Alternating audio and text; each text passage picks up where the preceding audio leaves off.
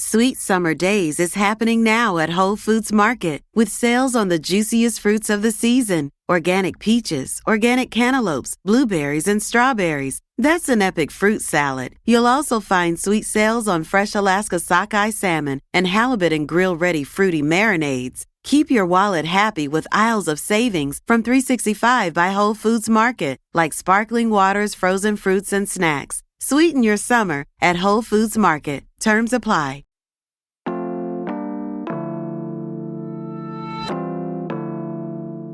Today on CityCast Pittsburgh, a Supreme Court ruling has universities all over our region reevaluating how they want to handle legacy admissions. The city has a new vision for how to help folks feed their neighbors, and an old hillside novelty got a humongous glow up, but I bet you don't know the history of Pittsburgh's Hollywood sign.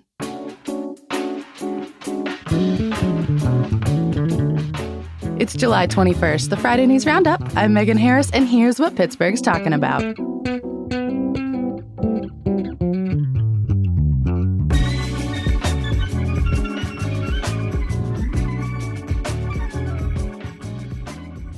I'm with CityCast producer Maria Carter. Hello. Hey there, Megan. And newsletter editor Francesca DeBecco. Good morning. Good morning, guys. Happy Friday. Yeah. It's been a really big week. I think I'm just also staring out the window at the Picklesburg parking situation, and it's rough out there. It's so much. Caused me a lot of headaches this week. If you've been parking downtown or having to travel through for any reason at all, we feel you. We see your pain. Yeah, and if you're going to Picklesburg, definitely take the T. Just don't even try. Yeah, I feel like the Clemente Bridge was not as big of a deal as shutting down Boulevard of the Allies, but maybe I'm minimizing it. I don't know. I mean, I guess we'll just have to wait and see. You would think a bridge would be a little bit bigger of a deal, but I think its location didn't lend itself to as much just traffic snarl. Yeah. Yeah, that's a good word. Well, I mean, those sister bridges are so clutch, right? If you shut down one, you've got another one 2 blocks over and another one 2 or 3 blocks over. There. Yeah. Well, let's jump in. This week, the city approved $3 million to hopefully try to address food insecurity in Pittsburgh.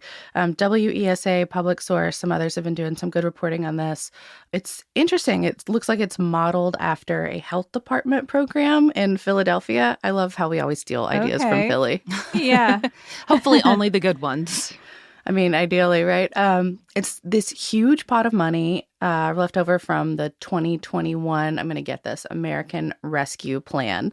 They were supposed to give it to the land bank, but our land bank is a mess. So they pulled it over the winter, and now we're splitting it into a bunch of buckets. Yeah, I remember when this was happening and folks from local organizations were calling on investment in the Food Justice Fund. What are these buckets that they're, investing in or kind of splitting up the money into? Yeah, mostly 2 big buckets. So there's big investments and then there's smaller grants. The big ones, it's $1.1 million of that $3 million total. They want to use it to expand grocery stores, to do some public health education, urban ag initiatives were under that. They'd even mentioned some community gardens. And I saw the PG had cooking demonstrations on their list of what this could mean too. Cool. And then the smaller grants are for community groups that are kind of already doing the work. So they'd be grants of between $2,000 and $75,000. So kind of a wide window there, but you have to have a pretty small operating budget to qualify for that. And then the city said that they wanted to bring in a third-party contractor to manage those applications and decide what works. Also, I'm going to throw in a bonus third bucket because, of course, a bonus bucket? I feel like we always forget this. With any big thing like this, there's an operational debt, right? Or cost. Yeah, operational costs are important. They keep things running. Yeah, someone has to run the show. I didn't see the final number, but initially they were earmarking $400,000 to go to help pay for that third-party group plus a coordinator to oversee all this.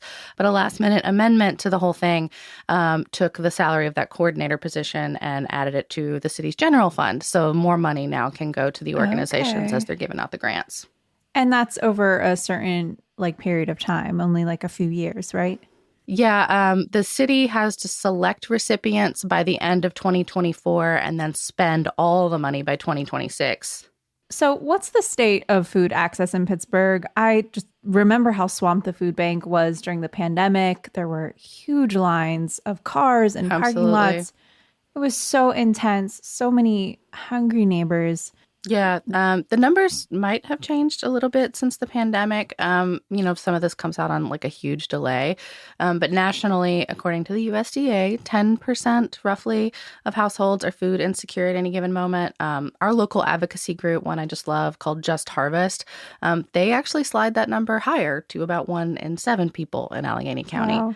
But the way they calculate it, in case you're not familiar, is a little squishy and kind of hard to follow. But there's food security, low and very low, insecurity, and then what they call chronic hunger, which is like that physical and mental accumulation of being like super food insecure for a long time. So I guess what's that overall definition of food security? Yeah, security, like at a minimum, means that every member of your household should be able to get safe, nutritionally adequate, culturally appropriate foods, and then everyone can get to them in like ways that you'll actually do it, like so it's socially acceptable. You're not having to do something that like makes you uncomfortable to be able to acquire said food. It's so sad. I mean, everyone deserves to eat, and It's a shame that there are so many barriers in the way, like all of these steps that it takes to be food secure. Just Harvest will take you to church if you check out their website. It's a fun read. So what is our perception of how this will help Pittsburgh? Yeah, I mean, the city is definitely hoping it will. Stakeholders are like absolutely celebrating. I attended a bunch of these calls a few months ago, kind of as they were setting it up. They've been advocating for this for years. They were initially hoping for 10 million, but they are thrilled with 3. The only thing is that now they are trying to figure out like, okay, so what happens after 2026? There's a lot of money here, but it's not going to last forever. Is the city going to be able to sustain this once we get used to having a little extra resources? Yeah, I mean, because this is coming from COVID money, right? Exactly. Yeah. So it does run out. It's finite. But I guess luckily we have a lot of like foundations locally. Maybe it can carry on that way through, I don't know, fundraising and donations. Is that the idea? You are singing Council President Teresa Cale Smith's swan song. She is hoping that our philanthropic community and even just like some of our behemoth local businesses will step up and fund this beyond that 2026 date. But the wish list of all the things that they want to include is kind of long and kind of fun to read. We'll have that full list of stuff on our show notes, plus a survey that the Food Policy Council has been putting out, trying to assess how Pittsburghers eat and what they might need from some of this stuff. It said that it was supposed to be complete by May, but the link still works. So if you want to weigh in and let them know how you feel, we'll put that link in the show notes too.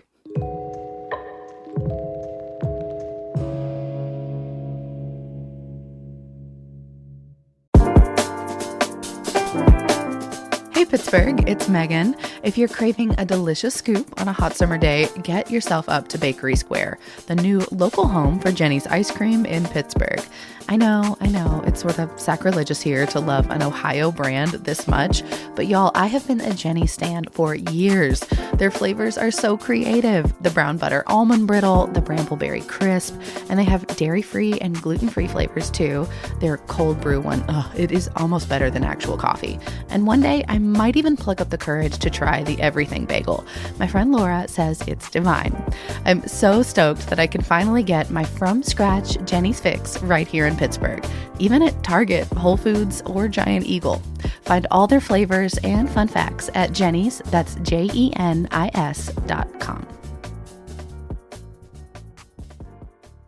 Sweet Summer Days is happening now at Whole Foods Market with sales on the juiciest fruits of the season. Organic peaches, organic cantaloupes, blueberries, and strawberries. That's an epic fruit salad. You'll also find sweet sales on fresh Alaska sockeye salmon and halibut and grill-ready fruity marinades. Keep your wallet happy with aisles of savings from $3.65 by Whole Foods Market, like sparkling waters, frozen fruits, and snacks. Sweeten your summer at Whole Foods Market. Terms apply. So moving on, there's a big SCOTUS ruling, a couple of them, that are going to change a lot of things. We're going to focus in on the one that effectively ended affirmative action and how that's affecting our colleges. Yeah, I mean, we're a big college town, so this is a big deal locally. Yeah, I was just trying to think of like how many. It's like what? Pitt, CMU, Point Park, Duquesne, Chatham, CCAC, Robert Morris, Penn State isn't here, but everybody cares about it. Like, Yeah. that's 8 colleges. Like, that's huge. Did you say Yeah. La Roche? I think that's still local, right? Is that- Yeah. Everybody forgets about La Roche. Yeah, it's a ton. Yeah. And so that ended affirmative action, which was like race-based or race-considered, race-conscious admission policies at universities. But one of the other things that kind of is a possible fallout of that is legacy admissions. And so a lot of universities and colleges are taking a look at those right now. And if you're not familiar with legacies, that's the thing where, like, if your dad went there, then you automatically either get admitted completely or like a weighted application. So you can have a better chance of being admitted, which, like, if we're ending affirmative action where college applications are weighted to consider race and give folks who've been historically marginalized a more equitable chance, but then you're keeping weights for the children of people who've already benefited from this whole busted system, like, what kind of message does that send? All of that to say, I guess I get why then there'd be this civil rights complaint dropped right after the Supreme Court ruling saying legacies actually violate the Civil Rights Act. Like, that complaint was so smart. It's like a birthright advantage, and even just saying that feels icky to me. Right? Yeah, and usually it's not automatic, but it's can be heavily weighted, depending on the college. I think a lot of, especially smaller colleges, will say, "Oh, it helps with donations," and that it creates kind of like this charitable giving because like it's this family legacy. Yeah. But some interesting history here. Like, legacy admissions haven't always been a thing at colleges, per se. I didn't even know legacy admissions were a thing outside movies until I got much older. Yeah. Do you guys want to guess, like, when they started? Oh, gosh. I'm going to say maybe like 1910, 20, 30, like at the height of our, like, really public racism. Oh, yeah, that's spot Is it on. right? 1920s, yeah. I hate it. I hate that that's always the answer. Yeah. And so, that's why that complaint is there. And I think there's actually been a trend in the past 10, 20 years of other institutions kind of starting to examine their legacy admissions policies. And some, like I think MIT was maybe the first to do away with it. Wow. Ending legacy admissions. Wellesley just officially ended theirs. And locally, in the past few years, Pitt and Carnegie Mellon are no longer considering legacy admissions in their admissions criteria. I got to say, it was so much fun watching you do this research yesterday. To break it down for us. So Pitt and CMU aren't doing it anymore. What about some of the others? Let me give a little bit of credit here. It was inspired by some reporting by Bill Shackner at the Trib. Yeah. And he looked at Carnegie Mellon and Pitt, and in their 2022 and 2023 common data sets, they reported that they were no longer looking at, alumni relations, which is what we also call legacy admissions, when making those admissions decisions. Cool. So that's Pitt and CMU. What about some of our smaller ones, like Point Park? We'll do a lightning round. Okay, Point Park, no on alumni. Oh. Nice. Okay. Francesca, if you ever have any children, now you know. Now I know they can't get any benefits. Oh, that's all right. Duquesne University. It's considered at Duquesne. Considered at Duquesne. Okay. Did we talk about Chatham? Chatham, alumni status or, relationship, legacy would be considered. Okay. I feel like, do we think that's a little different since it was historically a women's college? I don't know. But it hasn't been a women's college in like close to 10 years. I don't know. Interesting. Robert Morris. Robert Morris, I couldn't find their common data set. Nor could I get La Roche's. You did look up La Roche. Look at you.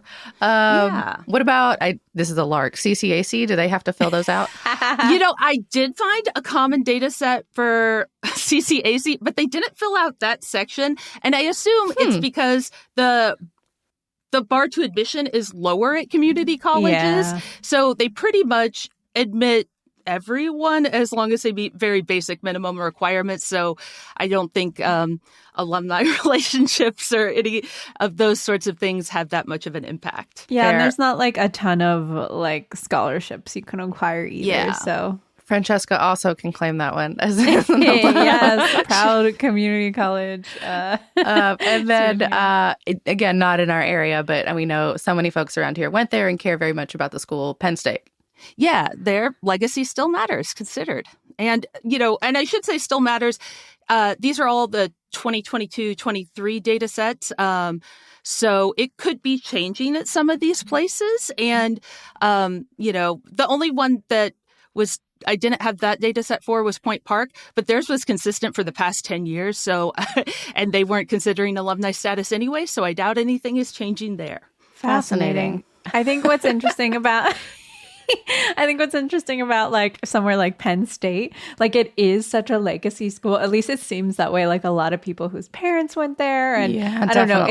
It's such a like a family thing, and it's interesting that is considered in the admissions as well. I feel like going to Penn State for school is kind of like growing up in a specific neighborhood in the South Hills. Like once you claim it forever. Yeah. That makes sense. And Penn State does consider alumni status or alumni relationship their legacy. But interestingly, even before the Supreme Court ruling, they didn't consider race and ethnicity, unlike Carnegie Mellon, Pitt, and Duquesne. Interesting, like Carnegie Mellon actually not just considered it, but considered it important, because this is a whole like ranking system from very important to important. Like it's a scale. So they considered it like pretty highly, I think, in how they made their decisions. So that might be interesting to look at in the coming years about how that might affect their student body. Oh, I love it. Let's set a timer. Future data dives. I feel like this is a weird tip. If anyone has a kid going to college somewhere, like maybe look up their common data set, because it tells you how they make their decisions at that college, like GPA, class rank, extracurriculars, things like that, and I'm what kind they of embarrassed. value. I never knew that existed. That's great. I'm not sure when it came into existence, so it might be a more recent thing. Not to call you old or me old, but I feel older every day. But I think it is worth like just looking up, because it does kind of lay it out what they consider most important and least important, and how they say they're making their admissions decisions. Well, if I'm remembering correctly, mostly you were just Googling Point Park University Common Data Set, because they're a little hard to find within each individual university's website. Yeah. Cool. That's the way to do it. Yeah. Y'all get cracking. Let us know what you find. Well, guys, it's the end of an era. The iconic red and white Iron City beer sign on top of Mount Washington was taken down last week, and it was replaced by a black and gold sign. Megan, you texted me last week. Is that the end of anything? Like, it's one giant ugly billboard for another. It's the end of an era, Megan. I believe it. You're not wrong. But maybe once you hear a little bit about the history, you'll see why it kind of is. But Megan, I thought it was so funny. You texted me whenever the Iron City beer sign came down last week. I wasn't sure if it was actually being replaced or it truly fell down at the time. It did look like an accident. Like it looked like nature was just like, get off. Yeah. Get off my hill. What must it be like to replace that sign? Like it's on a steep slope. But I bet people have to rappel down. That's what the trash pickers do when they're cleaning up the hillside and like getting all the junk off of the side of the thing. Definitely. It's not an easy feat. It was so weird because I had just taken a picture of the sign the day before. We had some family in from out of town. We took our little nephew to the science center, and I was pointing out Pittsburgh's Hollywood sign to him, Hollywood sign in quotes. That's what we like to call it here. I've never heard anyone call it that, but I will never call it anything else. Which is older, the Iron City sign or the Hollywood sign? Oh, I bet it's the Hollywood sign. So they're not too far off from each other. Our sign was originally built in 1921, and the Hollywood sign, originally Hollywoodland, was put up in 1923. Obviously, those copycats. Obviously, the significance is different. Ours was like an advertisement. You know, this is Hollywood we're talking about, but it's Hollywood Land was an advertisement too. Let's not joke around there. Come on. You make good points. Yes, good points. Yeah. So now the sign up on top of Mount Washington says "Icy Light, cheer Pittsburgh, drink Pittsburgh." It's in black and gold, you know, very aesthetically like our city. Maybe it's because I'm a Pittsburgher and I just like naturally don't like change, but I kind of preferred the old one.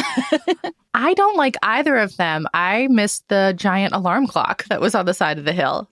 Do y'all remember that? I do. I have some memory of it, and you have a point there. That was pretty cool. It had such utility. Like, for example, like the 4th of July on fireworks night, if you knew the city was setting off the fireworks at 9:35, everyone could tell exactly when that was. If the city's late, they have it on blast. It was a huge clock on the side of the hill. And just like being able to see it from like almost any point in the city. Like what time is it? I don't need to watch. Look at the hillside. It was great. Yeah, let's bring it back. I don't know. But you know, this color scheme that we had previously, the red and white, it was based on the early 1950s design. Selfishly, I guess the reason why I don't like it as much is because I can't see the sign as well from my porch now. You can't see the yellow better than the red? No, it just like popped with the red and the white, the yellow and the black. Like it Francesca just like misses her contrast. I miss my contrast. Yes. But you know, the Iron City Beer sign has a long history up on the hill. So they've changed it a couple times since, like, Megan, you've been in town. But have there been other cool versions of the sign? Maybe something like that? Yeah, so I mentioned the sign itself, the cite, was originally built in 1921. Pittsburgh Brewing Company had that billboard spot from 1938 to the mid-50s. But then this large advertisement, it's operated by Lamar Advertising, was replaced with a couple other brands. You may remember there was Alcoa, Bayer, Sprint. I forgot about Bayer. You're right. Yeah, it has gone through some rounds. That seems like something that, you know, Bayer aspirin after Icy Light makes sense, kind of. That's funny. And now they're chasing it again with the Icy Light. Yep. It's a cycle. That's good. I didn't realize, though, until I read up on the history. In 1938, according to Pittsburgh Brewing Company, it was actually the world's largest neon sign. That's what they say. It was 650 feet long. Each letter was more than 30 feet tall. And it was just like this glow, as you can imagine, that sort of like cascaded over the smoky city. It even featured a clock, Megan. See? I love it. I love it. Beer glasses that filled from the from the bottom up. So they were. Wait, is that where we got the ketchup bottle thing from Heinz? You know what? I was thinking about that, and the ketchup bottles at Heinz, Acrisure, that fill up whenever we get a touchdown. I almost said a score. You know, same thing. But also the Heinz ketchup bottle that fills up at the Heinz History Center. I was thinking about that. Go ahead and click on the link there and look at the photos. It's really interesting to look and see what it looked like. Like, that is a piece of art. I mean, you know, like, neon has to be like handcrafted, like it's blown and bent, and, you know, like, that was a project. So I think this history is really interesting, but it also made me think about, like, you know, we went through the whole thing with Heinz Field changing its name to Acrisure. If the Iron City Beer sign had to be replaced, it made me wonder, what would Pittsburgh approve of to go there? Do you guys have any like ideas of other people who could advertise there and Pittsburgh wouldn't like be up in arms? No, I think we love to be up in arms about the most meaningless and small things. Yeah, I was going to say, like, I feel like this change just to Icy Light, just changing the sign is enough. Like, Heinz Field is going to be a wound for a while. We don't need another. I know. I mean, even just that it doesn't say Iron City Beer, so I can't show off my Pittsburghese when I say iron. Make it City Cast Pittsburgh. CityCast, yeah. Yeah, there we go. Make it us. Or the Hey Pittsburgh newsletter. I'll share and share alike. Could we Still yellow and black, though. I don't know if that breaks your rules. No, I think it would really work. I would love to be up there for just a day. How can we make that happen? What do you think, Pittsburgh Brewing Company? What do you think? Let's do it. I'd love to be on top of Mount Washington for a day. That'd be so fun.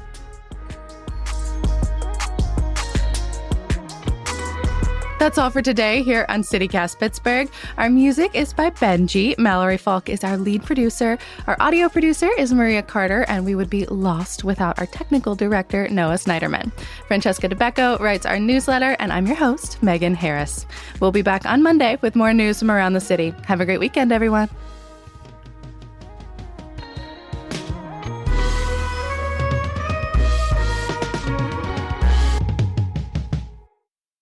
Also, I'm eating an English muffin. I will not do it while recording, but these things are so good.